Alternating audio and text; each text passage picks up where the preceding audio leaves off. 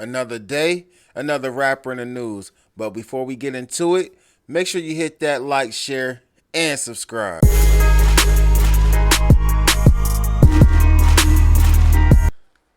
Alright, so it's your boy Mighty the Ruler, and I'm back with more updates on the YNW Melly case. Now, since the beginning of this case, I've been covering it day to day. Like, today was the craziest day of all. Like, they had a whole FBI agent or undercover cop or whoever he was get on the stand with a poo shiesty on, saying that he was scared for his safety by showing his face. And I really feel like the judge is allowing a lot of crazy stuff to take place in this case. You know what I mean? But with that being said, though, the prosecutor showed new alleged text messages of YNW Melly asking his mom to buy him a legal glizzy and speaking on YNW Sat Chaser allegedly tried to box Melly's mom.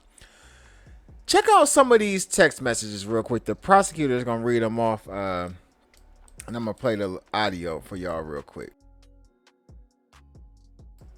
Mom, about and talking about the argument and the fight between the defendant, Sack Chaser, and as he's referred to at this bottom message, where she is talking to Mr. Demons about that person, showing that it is not Sack that is on the other end of this line or this particular phone call. Moving on, and then we also have where a discussion, this is still August 30th, and we're talking about how, I don't know what all going on. He's talking, making a live video talking about your mother. It's going to make people hate you. That's why I have never and would never do that. I love you. And that's your best friend. This is not for social media. And Sorry, then, hold on a second. sure. Can you repeat that, please? Of course. Sure. So, if you go through this whole conversation, starting with, how is his sister going on social media talking about punching me in face, my fault, from the individual that's been identified as Jamie King by the phone records, by the subscriber records that are in evidence already. Then going on, the reply is, you started it by texting his mama, it's gonna be problems, and not even knowing what you're talking about. You a grown-ass lady doing childish shit. Ain't nobody tell you to text her. She minding her business, going to work, you effing with her.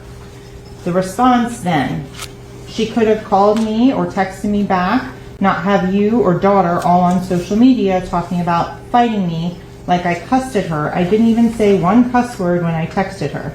I said nothing disrespectful and you know it. I wish you took up for me like that when Aunt cussed me out and tried to fight me. Again, this is talking about Anthony Williams. So like I said before, the next message on August 30th, I don't know what's all going on. He's talking about making a live video, talking about your mother. It's going to make people hate you. That's why I have never and would never do that, because I love you and that's your best friend. This is not for social media. So continuing on, next page.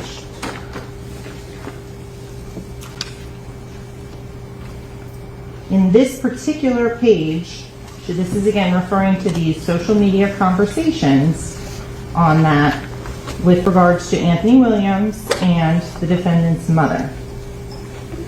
So for here, no, I'm not your actions I take up for you. I have people telling me your son doesn't care about you.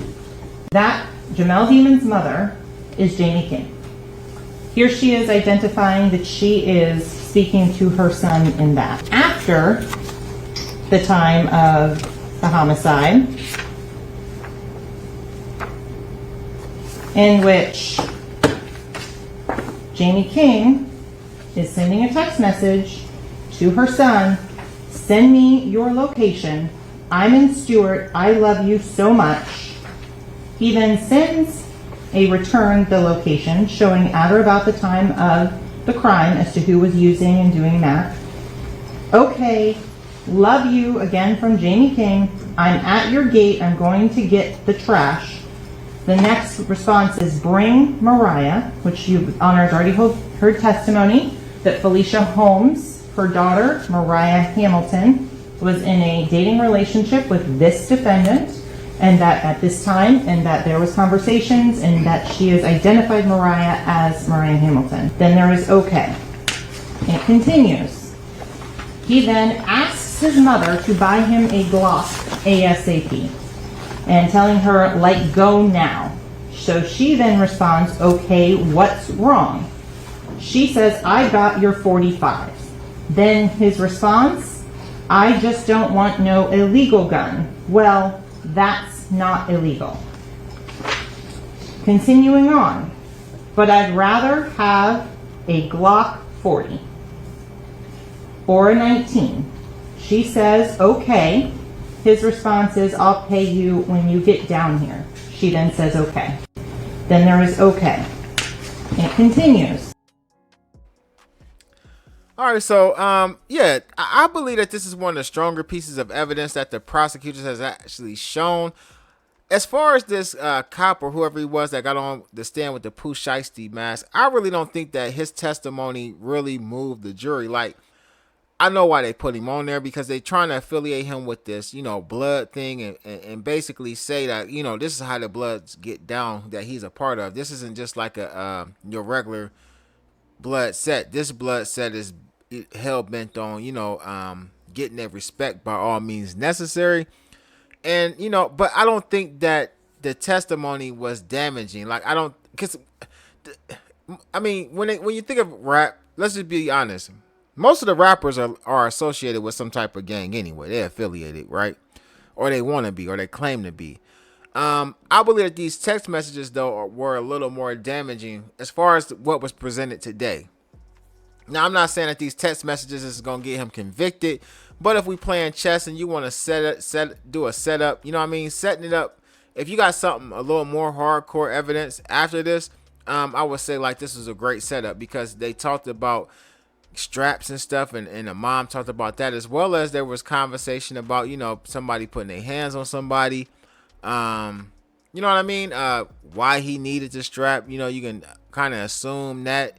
So at the end of the day, I believe that this was a pretty strong piece of evidence. I believe this is probably the strongest piece of evidence that the prosecution has pulled out thus far. Not saying it's very strong. I'm just saying this is the strongest thing that they've actually submitted to the courts or whatnot.